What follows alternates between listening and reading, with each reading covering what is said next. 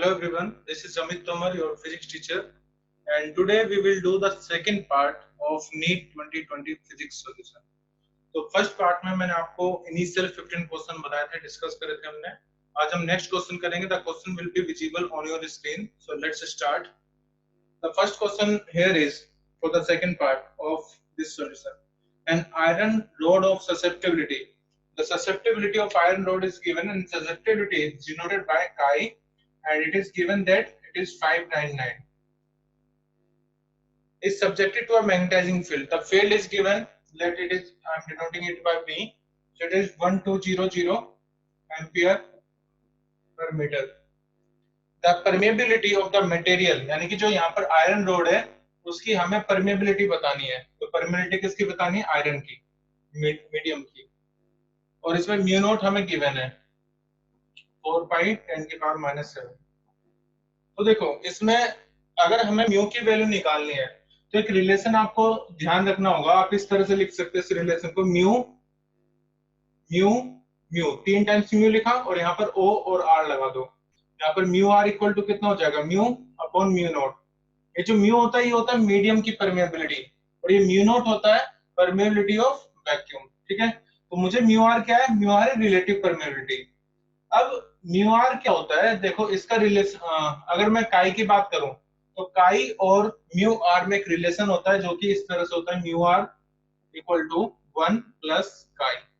ठीक है, this is the relation between mu R and that is relative susceptibility और chi. यहाँ पर ससेप्टिबिलिटी है और म्यू आर है यहाँ पर रिलेटिव परमेबिलिटी. ओके, तो मुझे क्या निकालना है? मुझे निकालना है म्यू, मीडियम का कितना होगा. तो देखो ये आयरन में लिख सकता हूँ यहाँ पर, और म्यू आर की वैल्यू कितनी है? 1 प्लस काई. तो म्यू आयरन अगर मुझे निकालना है तो मैं लिख सकता हूँ mu of iron will be equal to mu naught 1 plus chi. Okay, अभी देखो म्यू नॉट की वैल्यू गिवन है 4 पाई इंटू 10 की पावर -7. 1 प्लस काई की वैल्यू 599. तो जब आप 1 में 599 ऐड करोगे यू विल गेट 600, और 4 की 600 में मल्टीप्लाई करो. 6 इंटू 4 24, 24 इंटू पाई इंटू 10 की पावर -7 और 10 की पावर 2. ठीक है, यहाँ से जो पावर बचेगी that will be equal to -5. और आंसर के अकॉर्डिंग जो यहाँ पर एमसीक्यू में ऑप्शन दिए हुए हैं उसके अकॉर्डिंग जो करेक्ट आंसर होगा वो कौन सा होगा? 2.4 इंटू 10 की पावर -5. 2.4 पाई 10 की पावर कितना? -5 विल बी योर आंसर. मैं ऐसा यूनिट नहीं लिख रहा हूँ क्योंकि सभी के ऐसा यूनिट सब में सभी ऑप्शंस में सेम दी हुई है. तो ऑप्शन हो जाएगा हमारा 2.4 इंटू 10 की पावर माइनस, सॉरी यहाँ पर एक आएगा क्योंकि पास तो ये बच ही रहा है, फिर एक पॉइंट यहाँ पर हमें ले जाना है तो हम लिखेंगे यहाँ पर -4. तो कौन सा ऑप्शन करेक्ट हो जाएगा? Fourth option will be correct. Please note down this.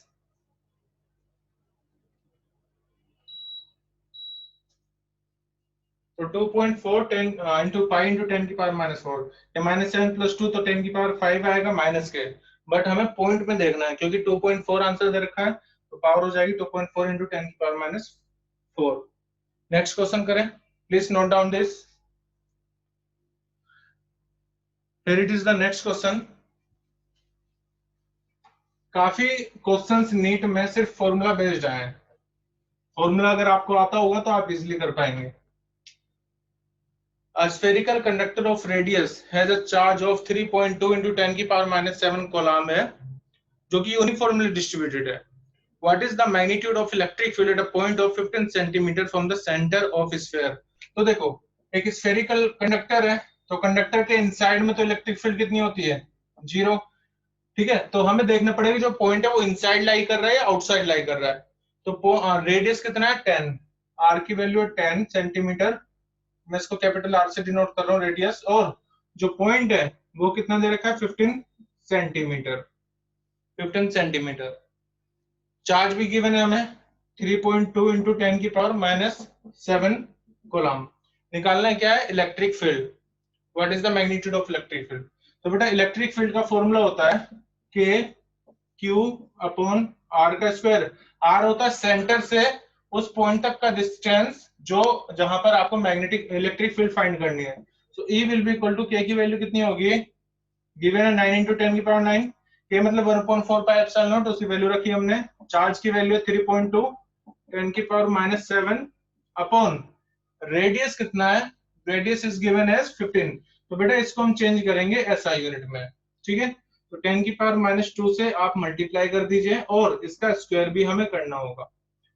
तो यहाँ पर आ जाएगा 9 इंटू 10 की पावर 9, 3.2 10 की पावर -7 और नीचे आएगा 15 का 2 to 5 होता है, और 10 की पावर कितना आ जाएगा, माइनस के स्क्वायर करेंगे तो 4, ठीक है।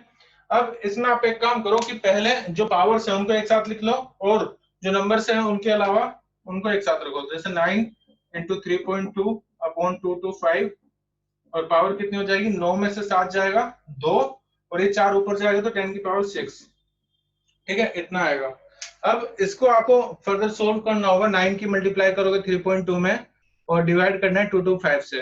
हमारी यहाँ तक 10 की पावर जो है वो कितनी आ रही है, 9 इंटू 3.2 10 की पावर 9, चार्ज हमारा माइनस के 7, ये ऊपर गया हमारे स्क्वायर होने के बाद 15 सेंटीमीटर था, उसका हमने स्क्वायर करा है।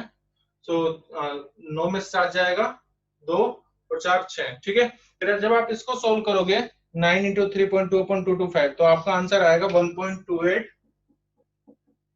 इंटू 10 की पावर 5 न्यूटन पर कूलम, ठीक है। इसमें पावर का ही वेरिएशन है, बाकी सब तो 1.28 दिया ही हुआ है, तो पावर यहाँ पर ध्यान से काम करना है। 10 की पावर 5 10 की पावर 6 10 की पावर 7 10 की पावर 4, तो करेक्ट ऑप्शन जो होगा that will be equal to 10 की power 5 will be correct option. लिख लीजिए इसको भी, फिर नेक्स्ट क्वेश्चन करेंगे। ये भी बिल्कुल फॉर्मूला बेस्ड था। नेक्स्ट क्वेश्चन करते हैं। ये अच्छा क्वेश्चन है, सीरीज एलसीआर का क्वेश्चन यहाँ पर गिवन है।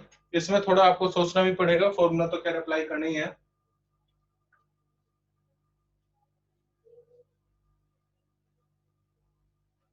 एलसीआर सर्किट के काफी बार क्वेश्चन पूछे जाते हैं, तो ये सीरीज एलसीआर सर्किट है, ठीक है। तो लेट मैं एक सीरीज एलसीआर सर्किट बना रहा हूँ जिसमें इंडक्टर है, कैपेसिटेंस होगा, रेजिस्टेंस होगा। अब ये कह रहे हैं कि इस सर्किट में से जब हम एल को रिमूव कर रहे हैं तो फेज डिफरेंस हमारा है π/3, ठीक है। तो पहले मैं आपको फॉर्मूला बता देता हूँ फेज डिफरेंस का। हम लिखते हैं tan phi equal to XL minus XC का मैग्नीट्यूड अपॉन आर, ठीक है। तो देखो जब वो एल को रिमूव कर रहे हैं बेटा, एक्सएल की वैल्यू 0 हो जाएगी व्हेन एल इज रिमूव्ड।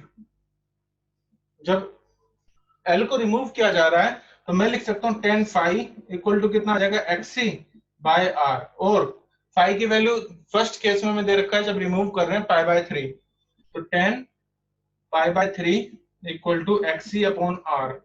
और tan π/3 का मतलब क्या हो गया, tan π/3 की वैल्यू कितनी होती है, √3। तो मैं लिख सकता हूँ कि एक्ससी अपॉन आर कितना आ जाएगा, √3, और एक्ससी की वैल्यू कितनी आ जाएगी, √3 टाइम्स ऑफ आर, ठीक है। ये एक्ससी की वैल्यू आ गई। नेक्स्ट पूछा है उसमें कि अगर हम सी को रिमूव कर रहे हैं, तो अब सी को रिमूव कर देते हैं व्हेन सी इज रिमूव्ड। तो जब सी को हम रिमूव करेंगे तो एक्स यहाँ पर एक्ससी की वैल्यू 0 हो जाएगी। अभी भी फेज डिफरेंस उतनी है, tan phi π/3 है, तो ये हो जाएगा एक्सएल, ये हो जाएगा आर, और फिर से एक्सएल की वैल्यू कितनी आ जाएगी, √3 टाइम्स ऑफ आर। अब बाद में क्या पूछा है कि हमें बताना है the power factor of the circuit कितना होगा, पावर फैक्टर। तो बेटा पावर फैक्टर का फॉर्मूला होता है, पावर फैक्टर को हम डिनोट करते हैं cos ऑफ phi से, cos phi से, ठीक है। पावर फैक्टर किससे डिनोट किया जाता है, cos phi से। अब देखो पावर फैक्टर हम लिखेंगे कैसे, या होता क्या है, मान लो ये हमारा एक्सएल है, ये एक्ससी है, और ये हो गया आर। तो यहाँ पर नेट रिजल्टेंट आएगा तुम्हारा एक्सएल माइनस एक्ससी में लिख सकता हूँ, एक्सएल की वैल्यू ज्यादा है एक्ससी से। यहाँ पर ये फाई और ये यहाँ पर नेट इम्पीडेंस। तो cos फाई की वैल्यू होती है बेस अपॉन हाइपो यानी कि आर, cos फाई यानी कि पावर फैक्टर, और पावर फैक्टर होता है हमारा base R upon cos phi की वैल्यू कितनी होगी, हाइपोटेनस के बराबर, यानी कि एक्सएल माइनस एक्ससी का होल स्क्वायर प्लस आर का स्क्वायर। यहां से हम पावर फैक्टर निकाल सकते हैं। बट यहाँ पर एक चीज आप देखिए, यहाँ पर जो एक्ससी और एक्सएल की वैल्यू है वो दोनों इक्वल है, और बाद में आपको क्या बताना है, पावर फैक्टर बताना है। तो अगर मुझे पावर फैक्टर फाइंड करना है तो फाई की वैल्यू पता होनी चाहिए हर केस में। तो देखो 10 फाई मुझे पता है कितना होता है, XL minus XC upon R, और एक्सएल और एक्सी की वैल्यू दोनों की वैल्यू कितनी है, बराबर है, तो मैं √3r माइनस √3r कर देता हूँ अपॉन आर, ये कितना आ जाएगा 0, यानी कि फाई की वैल्यू कितनी आ गई 0 डिग्री। ठीक है, और पावर फैक्टर जब आपको निकाला, पावर फैक्टर किसके बराबर होता है, कोस फाई के, तो डायरेक्ट मैं लिख सकता हूँ कोस फाई, फाई की वैल्यू 0 डिग्री, और जो कि कितना आएगा 1। ठीक है, तो इसको लगाने की भी जरूरत नहीं पड़ी हमें, डायरेक्ट हम निकाल सकते हैं that power factor will be equal to 1 only. तो करेक्ट ऑप्शन हमारा हो जाएगा इसमें सेकंड, इसको नोट कर लीजिए।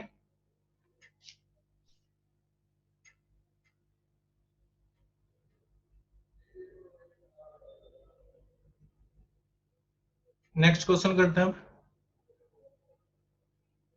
कैपिलरी ट्यूब का क्वेश्चन है।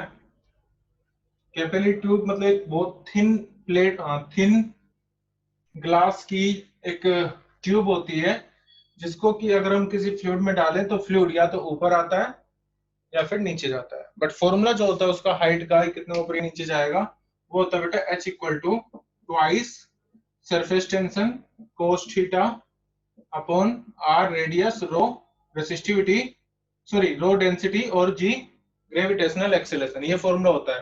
मान लो किसी फ्लूइड में हम एक कैपिलरी ट्यूब डाल रहे हैं, तो इस तरह से ऊपर फ्लूइड उसमें ऊपर आ जाता है। ठीक है, तो रेडियस होता है इस ट्यूब कैपिलरी ट्यूब का, और एंगल होता है जो यहाँ से ये पॉइंट बना रहा होता है एंगल, सरफेस टेंशन फ्लूइड की हो गई। तो पूछा है इस क्वेश्चन में कि जब h हाइट की ट्यूब थी, r रेडियस था, तो उसमें जो मास ऊपर आया वो 5 ग्राम ऊपर आ रहा है। फिर अनदर कैपिलरी जिसका रेडियस है 2r, उसमें पूछा गया कि कितना मास ऊपर आएगा। तो हमें मास और रेडियस में रिलेशन देखना पड़ेगा, मास और रेडियस में। तो पहले आप एक चीज देखो, ये क्या होता है डेंसिटी, और डेंसिटी इक्वल टू कितना होता है मास पर यूनिट वॉल्यूम, और जो यहाँ पर वॉल्यूम आएगी पानी की वो किस वॉल्यूम को फॉलो करेगी, जो वॉल्यूम ऑफ ट्यूब होगी, यानी कि सिलेंडर हम फॉर्मूला लगा सकते हैं पाई आर स्क्वायर एच। तो रो इक्वल टू हो गया मास और पाई आर स्क्वायर, और एच हो गई उसकी हाइट कितना वो ऊपर आ रही है। ठीक है, ये डेंसिटी होगी। अब इस डेंसिटी के फॉर्मूले को मैं यहाँ पर अप्लाई करूंगा, जो हमारा मेन फॉर्मूला है। मैं ये देखना चाहता हूँ कि रेडियस और जो मास है वो कैसे डिपेंड कर रहे हैं। तो H इक्वल टू एच रहने दो, 2s cos theta upon radius, resistivity का फॉर्मूला यहाँ पर लिखो m upon pi r square h multiplied by g. ठीक है, तो आई आर से आर कैंसिल हो जाएगा, बाकी ये हो जाएगा 2s cos theta multiplied by h r, और पाई ऊपर जाएगा h r pi divide by g. ठीक है, और इसके इक्वल में भी क्या है h, तो h इक्वल टू कितना आ गया 2s कोस थीटा, एक चीज हो रहा है यहाँ पर मास, 2s cos theta h r pi upon mg। तो h से h कैंसिल हो जाएगा, मुझे रेडियस और मास में रिलेशन देखना है बेटा, खाली रेडियस और मास में क्या रिलेशन हो जाएगा। तो मास यहाँ पर है, रेडियस यहाँ पर है, इसको और क्या लिख सकता हूँ मैं, इस फॉर्मूले को मैं लिख सकता हूँ mg equal to 2s cos theta r into pi. तो अगर मैं बाकी सब फैक्टर को कांस्टेंट मान लूं, तो मैं ये कह सकता हूं कि मास जो है वो डायरेक्टली डिपेंड करेगा किस पर, रेडियस पर। ये देखो मैं सिंपली डायरेक्टली भी मैं आपको बता सकता था, बट डेरिवेशन करके मैंने इसलिए दिखाया है कि आपके पास एक प्रूफ हो ये चीज शो करने का। हालांकि अगर आपको डायरेक्ट पता है कि मास डायरेक्टली रेडियस पर डिपेंड करेगा इस केस में, तो आपको ये सब चीजें दिखाने की टाइम वेस्ट करने की जरूरत नहीं है, आप डायरेक्ट कर सकते हो। बट ये मैं उन स्टूडेंट के लिए बता रहा हूँ जो प्रिपरेशन कर रहे हैं, आपके पास हर चीज का करेक्ट प्रूफ होना चाहिए। मान लो कभी माइंड में कंफ्यूजन भी आ जाए तो आप करके देख सको। तो mass will be directly proportional to radius R. चलिए, अब ये चीज मुझे दिखानी थी बस आपको, इसलिए मैंने सब किया है। अब आंसर बहुत इजीली निकल जाएगा इस क्वेश्चन का। तो यहां से बाकी चीजें मैं हटा रहा हूं, ये फॉर्मूला रिक्वायर नहीं है। तो मैं कह सकता हूँ कि मास अगर डायरेक्टली डिपेंड कर रहा है हाँ रेडियस पर, तो m1 मान लो कोई कांस्टेंट r1 अपॉन m2 मान लो कोई कांस्टेंट के r2, ये लिख सकता हूँ मैं इसको, थोड़ा ऊपर हो गया कोई नहीं। तो मास डायरेक्टली डिपेंड कर रहा है r पर, तो इसको मैं लिख सकता हूँ m1 के r1 और M2 के R2। मुझे बताना है M2 कितना होगा, के कोई भी कांस्टेंट ले लो कोई फर्क नहीं पड़ेगा, मुझे बताना है M2 कितना होगा। तो मैं इसको इक्वेशन को लिख सकता हूँ, इसको इससे डिवाइड कर दो, M2 upon M1 equal to R2 upon R1, और M2 की वैल्यू कितनी हो जाएगी, M1 times R2 upon R1। और क्वेश्चन में गिवन है कि R2 जो है वो ट्वाइस है R1 के, और मास जो पहले वो है 5 ग्राम। मुझे मास 2 बताना है कितना हो जाएगा बाद में मास। तो बेटा M2 की वैल्यू कितनी आ जाएगी, M1 5 है, R2 ट्वाइस ऑफ R1 है अपॉन R1, इसको इससे हटाओ, डायरेक्ट 10 आंसर आ जाएगा। तो 10 ग्राम मास हो जाएगा उसका जो ऊपर आएगा, यानी कि ऑप्शन 2 करेक्ट हो जाएगा हमारा। डायरेक्ट बचा, आप इसको डायरेक्टली यूज कर सकते हो, M will be directly proportional to R। जितना ज्यादा रेडियस होगा उतना ज्यादा मास आएगा। डायरेक्ट भी हम कर सकते हैं, इसमें आपको 40 सेकंड का वक्त भी नहीं लगता, अगर आपको डायरेक्ट पता होता है M is directly proportional to R, तो डायरेक्ट ये हम लगाते हैं, बट मैंने प्रूफ करके दिखा दिया आपको। आप इसका स्क्रीनशॉट ले लीजिए, आप इसको नोट कर लीजिए। इस बार क्वेश्चन काफी सिंपल आए थे, खास करके फिजिक्स में। नेक्स्ट क्वेश्चन देखते हैं हम। पूरा एनसीईआरटी पेपर, जो पूरा पेपर है वो एनसीईआरटी बेस्ड ही है, सिर्फ फॉर्मूला बेस्ड है बहुत सी चीजें। तो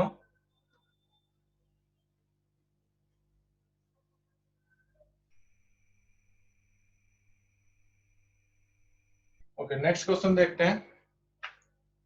नेक्स्ट क्वेश्चन है यंग डबल स्लिट एक्सपेरिमेंट का, YDSC। कुछ फिजिक्स में ऐसे टॉपिक है, हॉट टॉपिक है, जिनके बिना क्वेश्चन बनते ही नहीं है, जिसमें से ये एक YDSC एक है।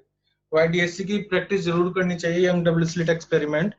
तो इस क्वेश्चन में देखो क्या है, पहले तो मैं बता देता हूँ। YDSC में हम 2 स्लिट लेंगे यहाँ पर, ठीक है, एक S1 यहाँ पर हो जाएगा, एक S2 यहाँ पर हो जाएगा। मान लो ये होगी हमारी स्क्रीन, और ये हो गया स्क्रीन से लेकर के जहां पर सोर्स है उस तक का डिस्टेंस, जिसको हम कैपिटल डी से डिनोट करते हैं, और 2 स्लिट के बीच का डिस्टेंस हो गया स्मॉल डी। अब देखते हैं क्वेश्चन क्या है। पूछा है कि if the separation between the coherent source is half, ये जो सेपरेशन है इसको हाफ कर रहे हैं, चलो कोई दिक्कत नहीं है, हाफ कर देते हैं, डी/2। और क्या है, and the distance of the screen from the coherent source is double distance of the screen from the coherent। एक मिनट, फर्स्ट पार्ट में the separation between the coherent source, sorry यहाँ पर ये चीज हाफ नहीं हुई है, ये जो सेपरेशन है इनके बीच का वो हाफ कर दिया, यानी कि d की वैल्यू हो गई है हाफ। और दूसरे केस में क्या बोला है, the distance of the screen from the coherent source, coherent source यहाँ पर, स्क्रीन यहाँ पर है, उसको डबल कर दिया गया है, ये हो गया ट्वाइस ऑफ d। तो पूछा है कि देन द फ्रिंज विड्थ बतानी कितनी हो जाएगी। फ्रिंज विड्थ देखो, फ्रिंज विड्थ का फॉर्मूला होता है बीटा इक्वल टू लैम्डा, पहले कौन आता है बड़ा भाई, फिर आता है छोटा भाई, capital D upon small D, ठीक है। तो मान लो फर्स्ट केस में ये है, तो सेकंड केस में बीटा डैश की वैल्यू कितनी हो जाएगी, लैम्डा, चेंज नहीं हो रहा, वेवलेंथ, ठीक है, ये हो गया ट्वाइस डी। ये हो गया हमारा डी की वैल्यू कितनी होगी, डी अपॉन 2 सेकंड केस में, क्योंकि डी डैश और स्मॉल डी डैश हो जाएगा, तो मैं उसकी डायरेक्ट वैल्यू लिख रहा हूँ। ये 2 यहाँ पर आएगा, जिसको हम बना देंगे 2 into 2 4 lambda capital D upon small D. Beta dash कितना हो गया, 4 टाइम्स बीटा के, यानी कि हम कह सकते हैं जो फ्रिंज विड्थ हो जाएगी वो इंक्रीज हो जाएगी कितना, 4 टाइम्स। ये भी डायरेक्ट फॉर्मूला बेस्ड क्वेश्चन था। नेक्स्ट क्वेश्चन, अच्छा ये गेट के क्वेश्चन आ रहे हैं नीट में, हालांकि सीबीएसई सिलेबस से तो गेट हटा दिया है, बट स्टिल नीट में पूछे जा रहे हैं। गेट से स्कोर करना काफी इजी होता है, क्योंकि ज्यादा टिपिकल क्वेश्चन इससे इस लेवल पे बनते नहीं है। हालांकि गेट अपने आप में एक बहुत बड़ा टॉपिक है, लॉजिक गेट। तो इसमें क्या है, फॉर द लॉजिक सर्किट हमें बताना है ट्रुथ टेबल क्या होगी। तो देखो यहाँ पर एक नोट गेट लगा हुआ है, this is the symbol of NOT gate. Similarly यहाँ पर भी एक नोट गेट लगा हुआ है बी, और फिर आगे एक गेट होल लगा हुआ है जिसको हम बोलते हैं नोर गेट। तो यहाँ पर वाई है, ये नोर गेट हो गया, ये नोट गेट नोट गेट, चलो मैं लिख देता हूँ नोट नोट, और ये हो गया हमारा। देखो अगर ये बबल ना होता, सिंपल होता, तो मैं इसको क्या बोलता, और गेट, ठीक है, बट क्योंकि ये नोट यहाँ पर बबल लगा हुआ है, तो ये क्या हो गया, नोर गेट। चलिए अब देखो, जब ये नॉट गेट है, इन्वर्टर भी इसको बोलते हैं, तो इन्वर्ट कर देता है इनपुट का। यहाँ पर क्या आ जाएगा ए बार, और यहाँ पर क्या आ जाएगा बी बार, मतलब अपने इनपुट का इन्वर्ट करना, उसको इन्वर्टर भी बोलते हैं और नॉट गेट भी बोला जाता है। अब यहाँ पर ये वाई है, तो वाई मतलब जो नॉर गेट होता है वो क्या करता है, दोनों इनपुट को ऐड करता है पहले तो दो इनपुट क्या क्या है इसके, ए बार और बी बार, दोनों को ऐड कर दिया और फिर उसको नोट कर देगा, यानी कि बार लगा दो। तो y इक्वल टू कितना आएगा, तो यहाँ पर मुझे थ्योरम लगानी पड़ेगी। देखो जब ये कंप्लीट पर बार है तो इसको अगर आप डिसइंटीग्रेट करोगे तो a पर डबल बार आ जाएगा, प्लस साइन चेंज हो जाता है डॉट में, यहाँ पर b पर डबल बार आ जाएगा, और इसी को मैं क्या लिख सकता हूँ, a डॉट b। मैं यहाँ पर क्या क्या प्रॉपर्टी यूज करी है वो बता देता हूँ। जैसे अगर कभी a प्लस बी लिखा हुआ है तो मैं उसको लिख सकता हूँ a डॉट b, और एक और प्रॉपर्टी मैंने यहाँ पर यूज करी है कि a का डबल बार क्या हो जाता है a। ये दो प्रॉपर्टी मैंने यहाँ पर यूज करी है, यानी कि एज ए रिजल्टेंट अगर मैं देखूं तो मेरा जो पूरा गेट होगा वो एंड गेट की तरह बिहेव कर रहा है। और एंड गेट की जो ट्रुथ टेबल होती है वो क्या होती है वो मैं आपको बता देता हूँ। एंड गेट में ये है कि दोनों अगर हाई होंगे तभी आउटपुट हाई मिलेगा, ठीक है, दोनों अगर हाई होंगे तभी आउटपुट हाई मिलेगा। तो जितने भी यहाँ पर ऑप्शन दिए हुए हैं आप उसमें ट्रुथ टेबल में देखो कि हाई कब मिल रहा है, ठीक है, हाई मतलब 1, तो ए डॉट बी हाई मिलेगा अगर दोनों हाई होंगे। यानी कि मैं टेबल बना देता हूं, देखो मान लो ए बी और यहाँ पर आउटपुट वाई, 0 0 1 1 0 1 0 1, मैं ए डॉट बी की टेबल बनाऊंगा यानी कि एंड गेट की, तो 0 0 0 मिलेगा, 0 0 मिलेगा, 1.0 0 मिलेगा, 1 1 1 1 मिलेगा। तो जिस ऑप्शन में आपको ये टेबल नजर आ जाए वो ये करेक्ट ऑप्शन हो जाएगा एंड गेट का। और ऐसा किस में देखो, ऐसा ऑप्शन है सिर्फ खाली 4 ऑप्शन में, यानी कि करेक्ट ऑप्शन क्या हो जाएगा हमारा 4, एंड गेट की टेबल बनी यहाँ पर, तो 4 ऑप्शन करेक्ट होगा हमारा, नोट कर लीजिए इसको भी।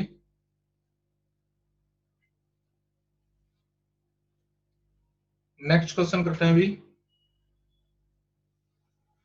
कलर कोडिंग 2021 जो सीबीएसई का सिलेबस है उससे तो हटा दिया गया है, बट स्टिल ये पूछा जा रहा है, करते हैं इसको कलर कोडिंग को। कलर कोडिंग आपने BB ROY of Great Britain of very good wife से याद रखा होगा, बट मेरा इसका एक अलग तरीका है वो मैं आपको बताऊंगा। पहले मैं यहाँ पर कलर डाल देता हूँ, यह है येलो, फिर उसके बाद है वॉयलेट, फिर उसके बाद है ब्लू, फिर उसके बाद है गोल्ड। ये 4 कलर है यहाँ पर, इसका कलर कोडिंग पूछा है, ठीक है। तो मैं कैसे याद रखता हूँ मैं आपको बताता हूँ। देखो येलो, येलो को मैं ऐसे याद रखता हूँ, येलो 4 यार, 4 यार, तो येलो का जो नंबर आएगा वो आएगा 4। फिर वॉयलेट, वॉयलेट हमने कब पढ़ा था पहली बार, क्लास 10th में विबग्योर में, और विबग्योर में कितने कलर होते हैं 7, तो वॉयलेट का नंबर मैं याद रखता हूँ 7 से, ठीक है। फिर उसके बाद है ब्लू, ब्लू का मैं किसी को बताता नहीं हूँ, मैं इसको 6 लेता हूँ, ठीक है। तो ये आ गया 6 ब्लू का। तो पहले तो जो नंबर होंगे उसको हम कैसे लिख लेंगे, सॉरी ये ब्राउन है ब्लू नहीं है, कोई दिक्कत नहीं है, BROWN, इट इज ब्राउन। तो ब्राउन का कितना होता है, ब्राउन का मैं इसको ऐसे याद रखता हूँ, ब्राउन, मैं पढ़ता हूँ इसको brown, brown brown brown brown, यानी कि ब्राउन 1, ठीक है। तो ब्राउन का 1 आ जाएगा, तो 4 7 इंटू 10 की पावर 1। गोल्ड का प्लस माइनस, गोल्ड आजकल मतलब गोल्ड सिल्वर 3 कलर होते हैं, गोल्ड सिल्वर नो टॉलरेंस, तो गोल्ड का सबसे कम लेता हूं मैं 5%। तो ऑप्शन अब मिलाते हैं 4 7, 10 की पावर 1 को मैं 470 भी लिख सकता हूँ, प्लस माइनस 5%। अब ऑप्शन देखो कौन सा करेक्ट होगा, 470 plus minus 5%, 470, option 3 would be correct, तो ऑप्शन 3 यहाँ पर करेक्ट हो जाएगा, ऑप्शन 3 करेक्ट आएगा। नेक्स्ट क्वेश्चन करते हैं अभी, आप इसको नोट कर लीजिए।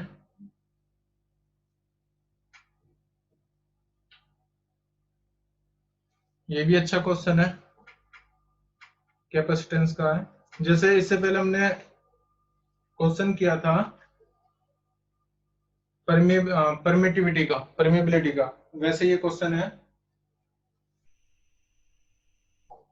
ये क्वेश्चन कई बार पूछे जाते हैं, मतलब अगर आप कैपेसिटर में डाइलेक्ट्रिक मटेरियल डाल रहे हो तो क्या इफेक्ट होगा।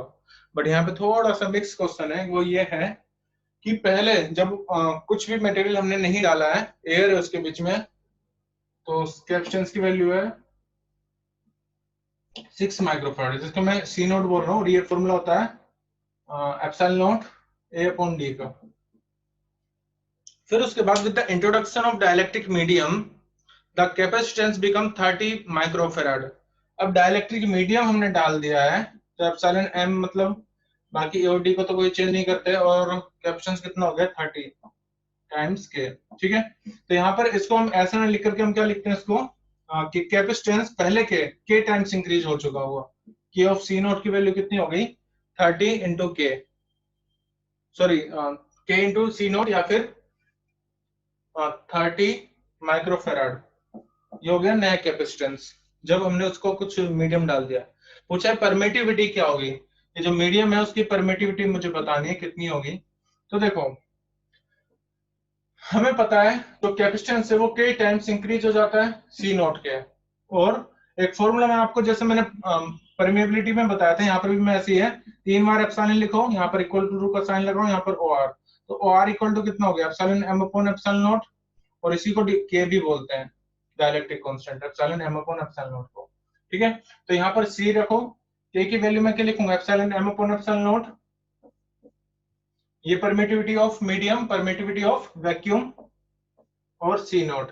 अब देखो क्वेश्चन में आपको परमिटिविटी ऑफ मीडियम गिवन है, परमिटिविटी ऑफ मीडियम हमें पता है, सी भी पता है, सी नोट भी पता है, तो ये एप्सिलॉन एम निकाल लेंगे, निकालते हैं।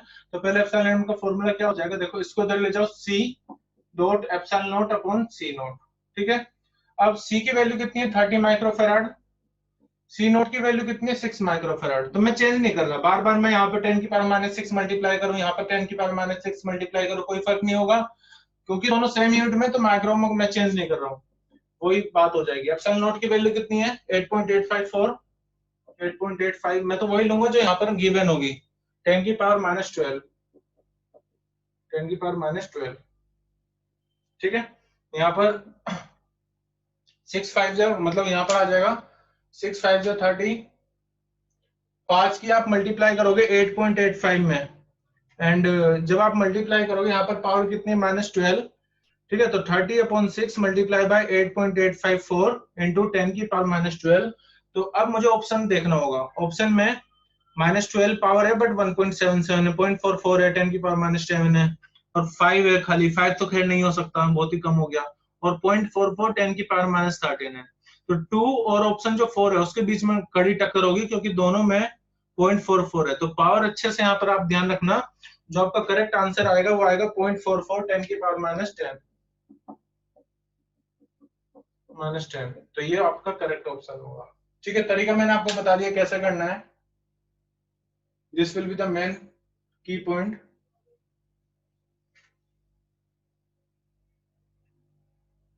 नेक्स्ट क्वेश्चन देखते हैं अब। A ball is thrown vertically, ये क्वेश्चन क्लास 9 से हम करते आ रहे हैं, इक्वेशन ऑफ मोशन यूज करना। ठीक है, तो देखते हो, a ball is thrown vertically downward with a velocity of initial velocity दे रखी है 20 मीटर पर second from the top of tower, tower से फेंकी गई है, it hits the ground after some time with a velocity of 80 metre पर second, height बतानी कितनी होगी। तो इनिशियल वेलोसिटी कितनी है 20, फाइनल वेलोसिटी कितनी है 80, हाइट नहीं पता, जी की वैल्यू 10 लो, जी की वैल्यू 10, हाइट नहीं पता मुझे, तो फॉर्मूला देखो, टाइम टाइम तो टाइम का जिक्र नहीं हुआ, हाइट पूछा है, तो क्यों ना मैं ये फॉर्मूला लगा लूं V square equal to U square plus 2as। ठीक है, ओके, निकालना क्या है हाइट, तो ये फॉर्मूला हो जाएगा V square equal to U square plus 2g into H. ठीक है, फाइनल वेलोसिटी ज्यादा है तो 80 का स्क्वायर, u का स्क्वायर मतलब 20 का स्क्वायर, प्लस 2 इंटू जी की वैल्यू 10, और हाइट की वैल्यू नहीं पता, निकालनी है एच की वैल्यू कितनी होगी। तो बेटा इसको मैं ऐसे लिख रहा हूँ 80 80 माइनस 20 का स्क्वायर इक्वल टू 220h, या फिर h equal to 80 minus 20, particular का स्क्वायर है, एच का स्क्वायर है 20, इसको आप ऐसे ले सकते हो 80 माइनस 20, 80 प्लस 20, फॉर्मूला आपको पता होना चाहिए, ए स्क्वायर माइनस बी स्क्वायर। वैसे आप डायरेक्ट भी कर सकते हो, 64 माइनस 4, 6400 माइनस 400 आएगा, डायरेक्ट भी हो जाएगा, कोई दिक्कत नहीं है। ये आगे 20, तो 80 में से 20 जाएगा, कितना बचेगा 60, 8 और 2 10 होते हैं, 100 अपॉन 200, 0 से 0 हटा दो, 2 से 3 जाएगा 300, यूनिट में आएगा, ऐसा यूनिट में मीटर, तो 300 मीटर हमारा करेक्ट ऑप्शन आ जाएगा, यानी कि ऑप्शन 3 यहाँ पर आपका सही ऑप्शन माना जाएगा, ऑप्शन 3। नेक्स्ट क्वेश्चन करते हैं अब। ओहो, ग्रेविटेशन वेट। ये क्वेश्चन हमें बताता है कि कोई भी किसी का वेट कम ज्यादा नहीं होता, ये ग्रेविटी है, जिसकी वजह से हम 80 किलो के लगते हैं या 60 किलो के हो जाते हैं, 45 किलो के होते हैं। The weight is not ours, it is the property of a person due to the gravitation force. तो बॉडी का वेट यहाँ पर दे रखा है, वेट ऑफ बॉडी है 72 न्यूटन। फोर्स ही होती है एक तरह से जो कि अर्थ हमारी बॉडी पर लगाती है। What is the gravitation force on the object if it is height of equal to half of the radius. तो देखो ये अगर हम यहाँ पर हैं, यहाँ पर तो वेट है हमारा 72 न्यूटन, ठीक है। फिर वो कुछ हाइट पर ऊपर जा रहे हैं, at a height equal to half the radius, यानी काफी हाइट है, तो h इक्वल टू कितना, हाफ ऑफ द रेडियस। ये फॉर्मूला हो गया, h इक्वल टू जो हाइट है equal to half of the radius. तो यहाँ पर वेट कितना होगा ये बताना है, ठीक है। चलिए करते हैं। पहले मैं आपको ये बता देता हूँ, जनरली आपने पढ़ा होगा जी डैश की वैल्यू होती है G1 minus 2h upon r, ठीक है। आप ये फॉर्मूला अप्लाई करेंगे, आंसर नहीं आएगा यहाँ पर, ठीक है, क्योंकि यहाँ पर जो हाइट है वो हाफ टाइम्स रेडियस है, और ये फॉर्मूला की इसकी कुछ डिमेरिट है कि ये हमेशा इसको अप्लाई नहीं कर पाएंगे हम, g dash equal to G1 minus 2h upon r, ठीक है। वैसे भी आप यहाँ पर h की वैल्यू अगर 1/2r लिखोगे भी, h की वैल्यू 1/2r रखोगे भी, तो वेट आपका 0 आ जाएगा, इसलिए मैं ये फॉर्मूला तो अप्लाई करूंगा नहीं। तो दूसरा मुझे कंसेप्ट पता है, देखो वो कंसेप्ट मैं आपको ड्राइव करवा देता हूँ।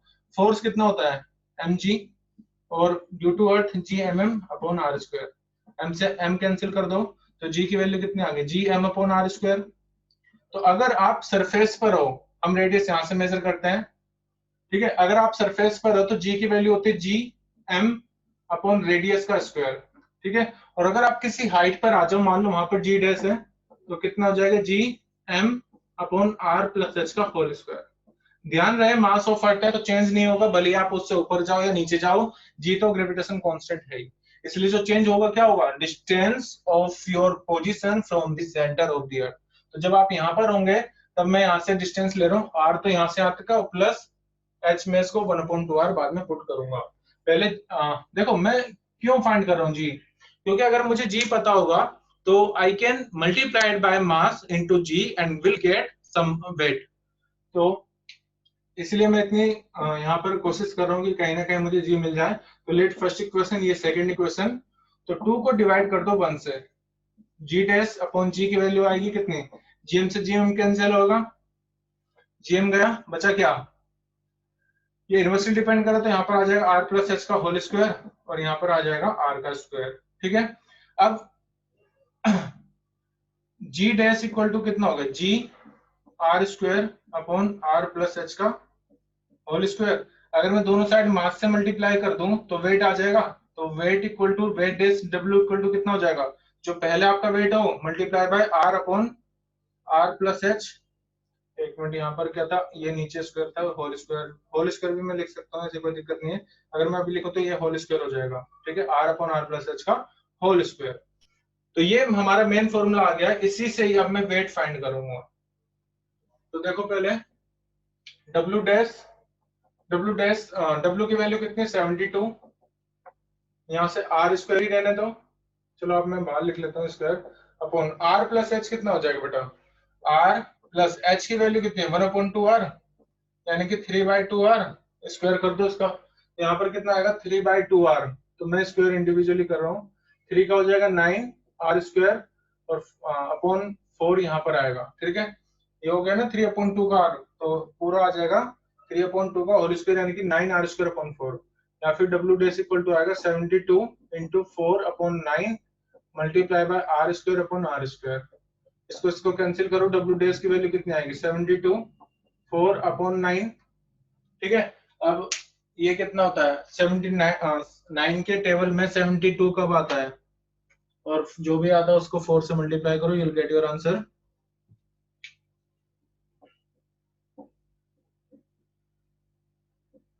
32 न्यूटन यूनिट हो जाएगी। तो ये ऑप्शन आएगा हमारा, कौन सा करेक्ट है, 132 न्यूटन वेट, यानी कि वेट डिक्रीज हो रहा है, जो कि होता भी है। जब आप अर्थ के अंदर जाते हो या अर्थ से ऊपर जाते हो तो आपका वेट डिक्रीज होता है। तो 32 करेक्ट ऑप्शन होगा, तभी इससे जितने भी ऑप्शन दे रखे सब कम ही हो रहे हैं। नेक्स्ट क्वेश्चन देखते हैं।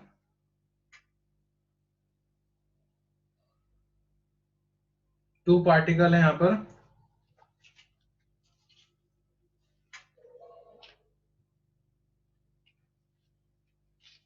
आप इसको नोट कर लीजिए, फिर हम और क्वेश्चन करेंगे।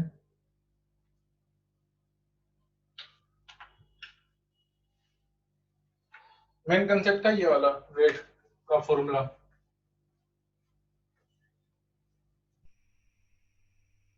अगर आपको पीपीटी की ये लिंक चाहिए, पीपीटी चाहिए, तो आप कमेंट बॉक्स में मुझे बता देना, और नंबर भी मैं अपना लिख दूंगा, वहां से आपको मैं व्हाट्सएप कर दूंगा जो भी नोट्स वगैरह आपको चाहिए होंगे।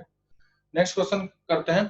यहाँ पर दो पार्टिकल है 5 and 10 kg are rest at the two end of the rigid rod of length 1 metre. चलिए, ये रिजिड रोड है, 1 मीटर की लेंथ है, एक मास है 5, एक मास है 10 kg।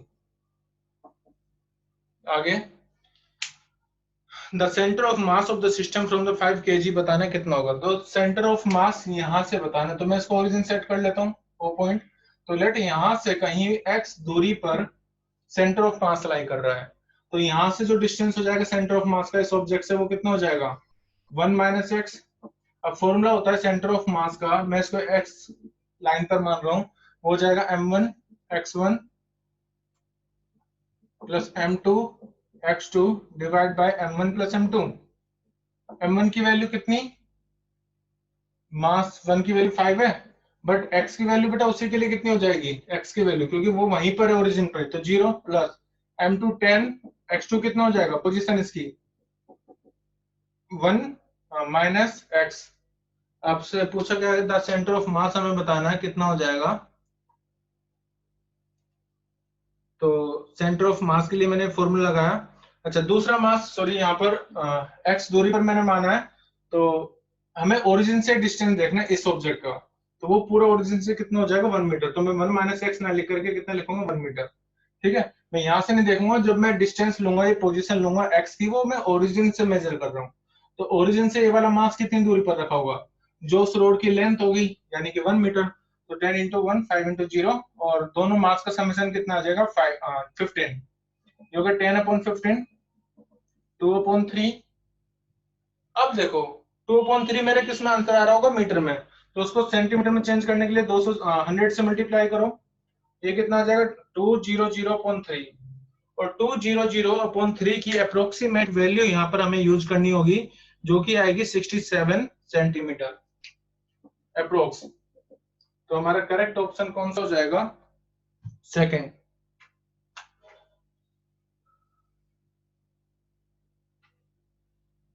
नेक्स्ट क्वेश्चन करते हैं। पीएन जंक्शन की सीबीएसई सिलेबस से तो हटा दिया है, but still it is given. PN junction पूछा है the increase in the width of depletion in PN junction diode किस पर डिपेंड करेगी, ड्यू टू, क्यों होता है ये। तो मैं आपको पहले थोड़ा सा इंट्रोड्यूस करवा देता हूँ। मान लो पी इधर है, ये एन इधर है, इसको अगर हम बाइसिंग करते हैं तो डिप्लेशन लेयर है कि यहाँ पर लेयर बन जाती है। जब इसको हम बाइसिंग करेंगे तो इंक्रीज क्यों होगी, वो the increase in the width of the depletion region. तो जो डिप्लेशन रीजन की विड्थ होती है वो इंक्रीज किस केस में होती है, ये बताना है क्यों होती है। तो देखो, मैं आपको अगर पीएन जंक्शन की बात करूं सिंपली, अगर विड्थ आपकी इंक्रीज हो रही है, विड्थ आपकी इंक्रीज हो रही है, तो इसका मतलब ये है कि रेजिस्टेंस इंक्रीज होगा। रेजिस्टेंस इंक्रीज होगा, डिप्लेशन लेयर के बीच में रेजिस्टेंस इंक्रीज होगा, तो करंट कम होगा। और करंट कब फ्लो करता है, करंट कम कब फ्लो करता है, रिवर्स बायसिंग ओनली में, ठीक है। तो इसमें ऑप्शन जो करेक्ट होगा that will be reverse bias only, वो ऑप्शन हमारा करेक्ट माना जाएगा रिवर्स बायस में, ठीक है। रिवर्स बायस में कुछ तीनों चीजें मैंने आपको बता दी। रेजिस्टेंस ज्यादा होता है रिवर्स बायसिंग में, करंट कम हो जाता है अक्रॉस इट, डिप्लेशन लेयर की जो विड्थ है वो इंक्रीज हो जाती है, ठीक है। तो इसलिए the increase in the width of depletion layer पूछा था, तो हम क्या कर देंगे, रिवर्स बायस ओनली। दोनों में तो हो ही नहीं सकता है और फॉरवर्ड में भी नहीं होगा, तो रिवर्स बायस यानी कि वन ऑप्शन करेक्ट हो जाएगा, फर्स्ट ऑप्शन। नेक्स्ट क्वेश्चन देखते हैं। थ्रेशोल्ड फ्रीक्वेंसी आपको पता होना चाहिए इस क्वेश्चन को करने के लिए, वैसे मैं बता दूंगा। In the question, light of frequency 1.5 times the threshold frequency is instant, ठीक है। एक लाइट है जिसकी फ्रीक्वेंसी को मैं एफ से डिनोट कर रहा हूँ, चलो। तो फ्रीक्वेंसी जो है वो 1.5 टाइम्स है थ्रेशोल्ड फ्रीक्वेंसी से। हालांकि कुछ बुक्स में इसको म्यू नोट से भी डिनोट करते हैं, कोई दिक्कत नहीं है, मैं आपके लिए म्यू नोट से भी लिख देता हूँ। Mu equal to 1.5 times mu naught. What will be the photoelectric current if the frequency is half and the intensity is double? Photo electric current के बारे में पूछा है। अगर फ्रीक्वेंसी को हाफ कर दे रहे हैं, तो फ्रीक्वेंसी जो है, मान लो ये फर्स्ट फ्रीक्वेंसी थी, नई फ्रीक्वेंसी पहले वाली फ्रीक्वेंसी के हाफ हो गई है, तो इसका मतलब 1.2 और ये 1.5 न्यू नॉट आ गया, ठीक है। और ये जो नई फ्रीक्वेंसी होगी वी नॉट, ये 1.5/2 टाइम्स होगी किसके, वी नॉट के, ठीक है। और जब भी आपको फोटो इलेक्ट्रॉन इजेक्ट करवाने हैं, तो आपकी जो मिनिमम फ्रीक्वेंसी है थ्रेशोल्ड फ्रीक्वेंसी, ठीक है, आपकी आप जो लाइट को इंसिडेंट करवा रहे हो मटेरियल पे, वो आपकी थ्रेशोल्ड फ्रीक्वेंसी से ज्यादा होनी चाहिए, म्यू नॉट से ज्यादा होनी चाहिए। और जो अब नई फ्रीक्वेंसी आ रही है वो न्यू नॉट से 1.5/2 टाइम्स, मतलब ये वैल्यू 1 से कम ही आएगी, 1.5/2 जो है वो 1 से कम आएगी। तो मैं ये कह रहा हूँ कि जो फ्रीक्वेंसी अब है हमारी, जो इंसिडेंट्स करवा रहे हैं, वो थ्रेशोल्ड फ्रीक्वेंसी से काफी कम है। और अगर इंसिडेंट लाइट की फ्रीक्वेंसी थ्रेशोल्ड फ्रीक्वेंसी से कम होगी, तो फोटो इलेक्ट्रॉन इजेक्ट नहीं कर सकते। तो इसलिए इसमें जो करेक्ट ऑप्शन होगा वो क्या होगा, option 3, 0। There would be no current generate now. Threshold frequency से कमी अगर आप कर दोगे तो no current generate, no photo electric current will flow, कुछ भी फ्लो नहीं होगा थ्रेशोल्ड फ्रीक्वेंसी से कम फ्रीक्वेंसी अगर हम इंसिडेंट कर रहे हैं तो। नेक्स्ट क्वेश्चन करते हैं। Limit of resolution of telescope, direct formula based है ये। इसमें थोड़ा सोचना था आपको इस वाले क्वेश्चन में जो इससे पहले हमने करा था। नेक्स्ट क्वेश्चन है, assume that the light of wavelength 600 nanometre है। लिमिट ऑफ रिजोल्यूशन बताना है। Limit of resolution of telescope का फॉर्मूला होता है 1.22 लैम्डा अपॉन डी, वेयर जो लैम्डा होता है उसको हम वेवलेंथ बोलते हैं, और डी होता है यहाँ पर जो डायमीटर है, ठीक है। तो लिमिट ऑफ रिजोल्यूशन पूछा है, तो 1.22 वेवलेंथ दे रखा है 600 नैनोमीटर है 10⁻⁹ अपॉन स्मॉल डी की वैल्यू 2 मीटर, ठीक है।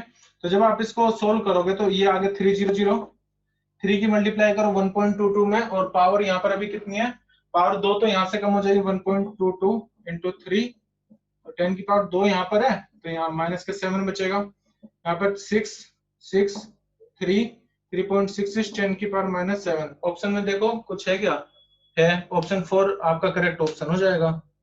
Correct option will be 4। बस लिमिट ऑफ रिजोल्यूशन का फॉर्मूला मैंने यहाँ पर अप्लाई किया है। तो इस वीडियो में आज मैं इतने करवाऊंगा, जो इसका थर्ड पार्ट होगा उसमें हम कुछ और क्वेश्चन डिस्कस करेंगे। सो अगर आपको कोई भी डाउट आता है, ठीक है, तो आप मुझे कमेंट बॉक्स में या फिर पर्सनल व्हाट्सएप नंबर पर मुझे बता सकते हैं। I will solve your doubt. So तब तक के लिए नमस्कार, पढ़ते रहिए, बढ़ते रहिए।